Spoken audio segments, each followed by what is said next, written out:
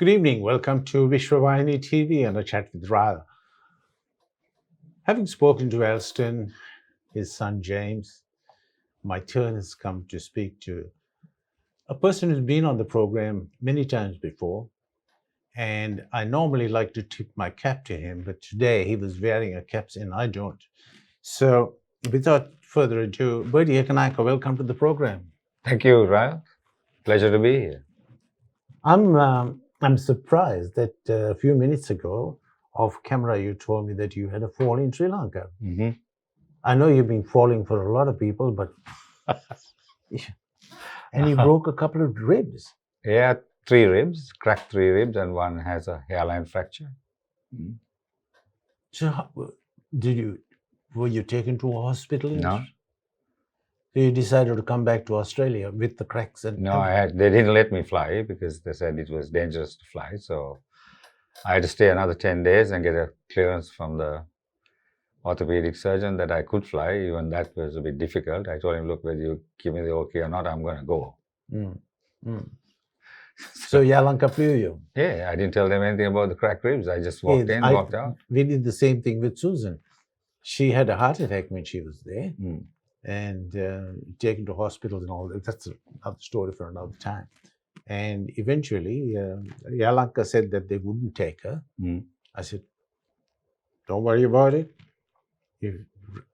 I said to her, look, I've spoken to Yalanka and they won't let me go. You ring the next day and just reserve your seats. And every step of the way, we thought, oh my gosh, somebody's going to come and say you can't go. Somebody's going to come and say you can't go, And even when the plane was taxiing down the runway, I thought, any moment somebody's going to stop us from going. But we came out here and she's okay, thank God. So I'm surprised that I'm here. That you're here and not strapped up and in Sri Lanka. I'm driving around and doing everything, going to dances. Yes, I saw you only last Wednesday. And if you told me then, I would have said, nah.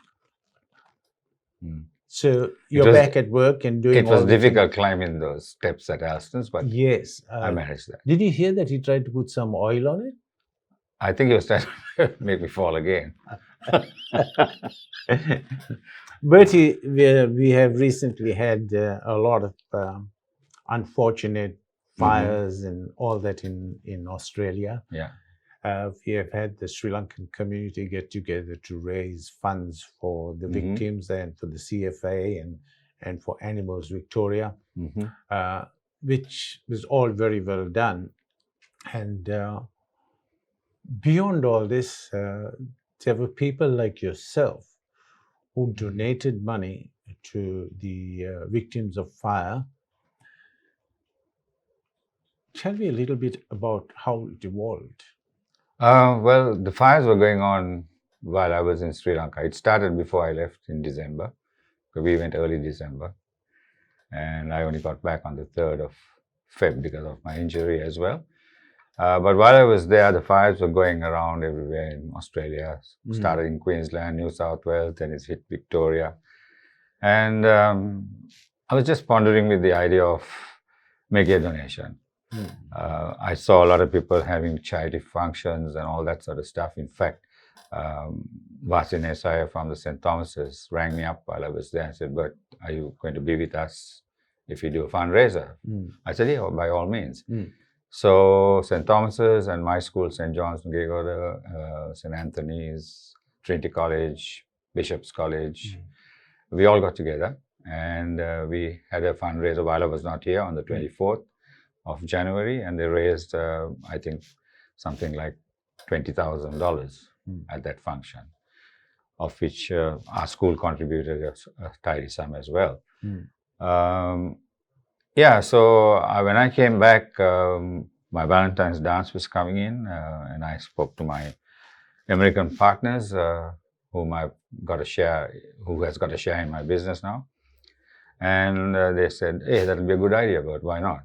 So we decided to donate a sum of $25,000. Now we were trying to decide where are we going to give this money to, because I'm a firm believer that I like to always give it to the source. It's not that I don't believe in all these other charities that are around, but I know there's a lot of administration fees, and by the time the person who's really in need of it will get probably 10% of the money that you donate.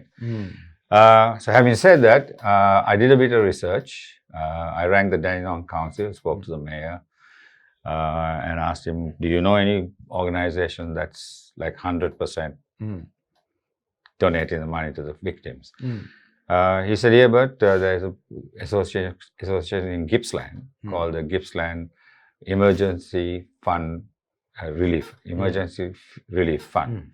And I can give you the contact. And he gave me the contact of John McNeil, who is the president of that association there in Gippsland. We rang him up, spoke to him, and I said, look, I want to make this donation. He said, thank you very much. I said, will you be able to come and accept it on behalf of your organization? And he said, yeah, of course, most welcome. So he came for the Valentine's dance with his lovely wife, Deborah. They've never been to a Sri Lankan function before. So as he walked in, I asked him, have you been to a ball at all? He said, we've gone to a few Aussie balls. And when he walked in, he saw 480 people there. He got a shock. He said, geez, this is a lot of people. And I said, well, this is not the end of it. You wait till the end and then tell me what you think of it. He said, yeah, I will, definitely. And as we went along the night, we made the presentation to him of $25,000. He was so happy. And he and his wife had a couple of dances as well to the lovely music that was provided on the night. And before he went, he said, Bert, this is amazing. You guys really know how to party. I said, well, that's the way with our Sri Lankans. We love to party. We have dances every week, sometimes 2-3 dances of Sri Lankan. So it's nothing new. So that's how it all happened, right? Bertie, I know of many other schools, including St. Sylvester's, who got together with the Sri Lankan Fire something, and they had a dinner on the 1st of February. All right, okay. And they had it at the Boronia Center. They had just under 500 people. Right. Raised $18,500. Good. They gave $15,000 to the urban fire authorities, and $4,000 and the balance to Australian animals or something like that. Then I think Derek Junkir and crowd raised about the same, and they gave it to the government. I don't know whether that was a very good idea, because my last reports from the government says that they had the money, but they didn't have the resources to distribute the money, right? So Red Cross, as you know, got all this money, and they kept back some. I mean, That's exactly what I said before. They kept back some for other emergencies. If there's another emergency, we'll raise money again. Exactly. So that $80,000 that they have is for what it should be now, and that has to be distributed in 3 states. Exactly. Right. I don't know why the Australian government doesn't put their foot down, but I suppose that's something for them, not for us. You have always been an organizer. Of course, in real life, managing a company as big as Esden with a branch office in Sri Lanka, you have to be good at what you are doing. I think I get there. Yeah, you get there. With your lovely wife and your brother at your side, you guys have always been big in the community. I don't know of anybody, I think I could say, of any substance that does not know of Bert Ekenaike and Frank Ekenaike. Whether it be cricket, whether it be any other thing, you have always been there. First and foremost, I'd like to congratulate you on all you have done for the Sri Lankan community. Thank you.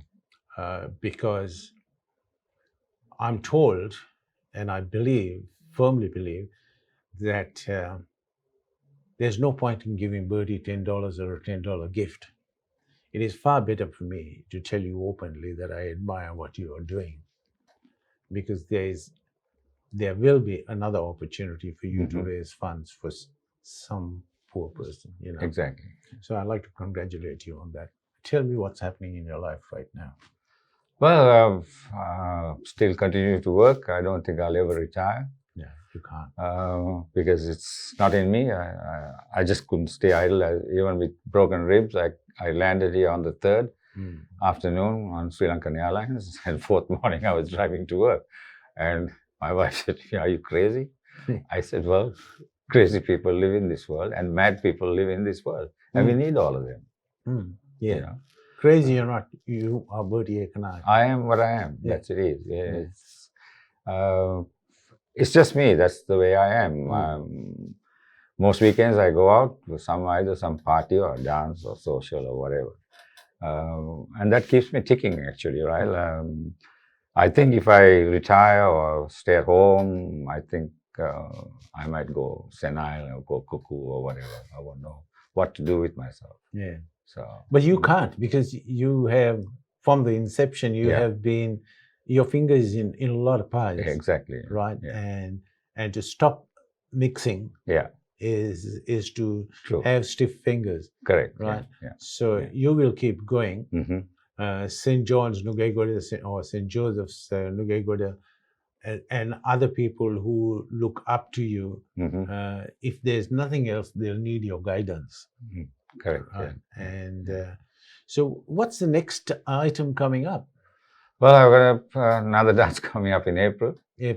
On the 18th of April. That's at the Grand on Cathy's. So you're looking at 550 people there? But we're restricting it to just to 450, I think it is, because we want to have space. And we got a band coming from Sri Lanka as well. Misty Band is also going to be performing on the night. It's going to be a good night. And it's a fairly cheap night as well, $65 with all inclusive. Drink as much as you want, eat as much as you want. Why don't you guys stop issuing blessed whiskey? Well, you can have anything else if you want. You don't have to have whiskey. Stop with the whiskey, stop with the wines. And just tell them that you just I go to a dinner, especially now, I go to a dinner dance and I don't drink at all. Yeah, I know. Right? But I recently had a launch for my book. And I said, okay, we didn't charge anybody anything, and I'm trying to launch my book and get them to pay $25 to buy the book. Why should I ask them for a donation of $10? So the finger food was provided by me, and I said, look, no aerated waters, no soft drinks. We'll have bottles of water. Right. Anybody who wants a drink, they can have a bottle of water. Or I think Bandhu donated some tea bags or a cup of tea. That's it. And several people, including Philip Brady, said, what a good idea. If anybody has diabetes, they don't have to worry about the soft drinks. So, it's a great idea.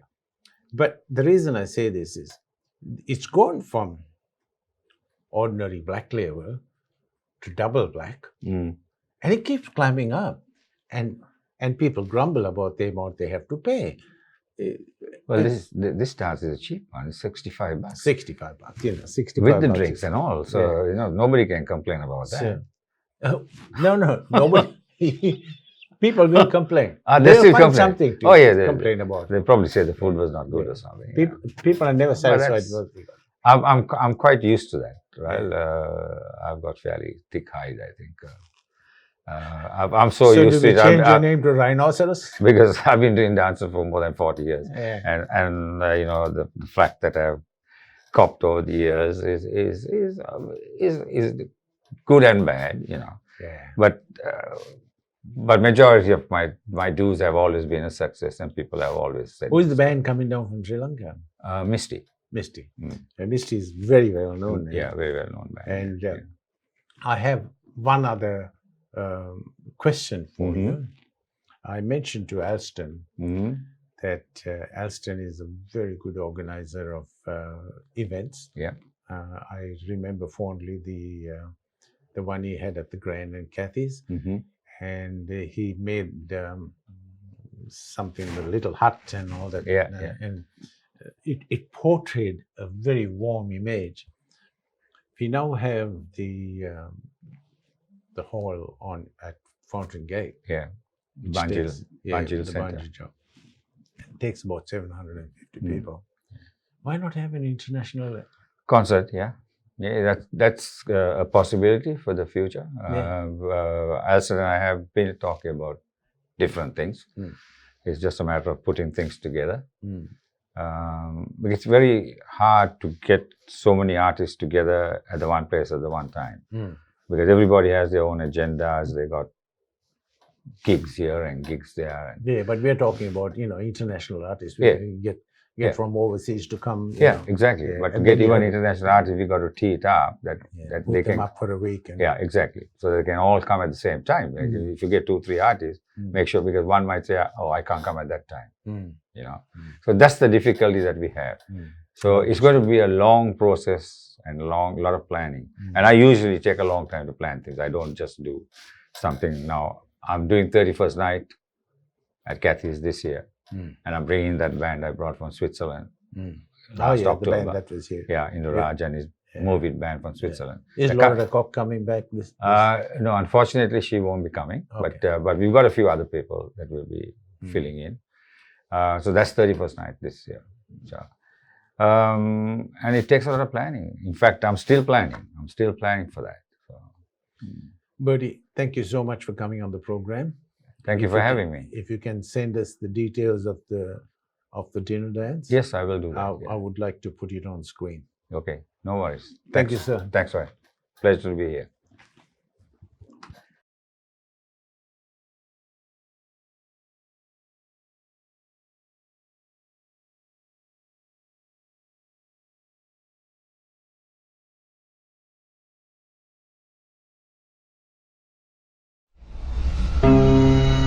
Vishvavahini.